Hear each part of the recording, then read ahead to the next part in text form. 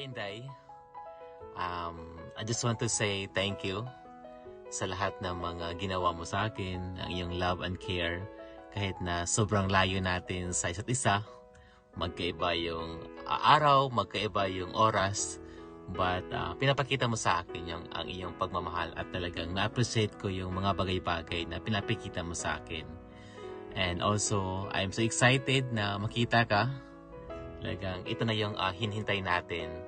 So, marami na tayong mga plano sa hinaharap.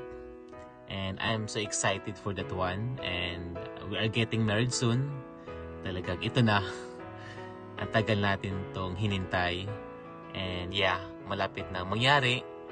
And I just want to say also na I love you so much.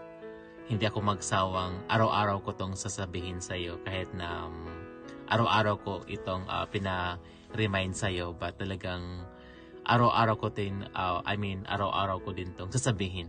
Na talagang I love you so much. And I'm so excited na makita ka. Sobrang lapit na lang. Gatya.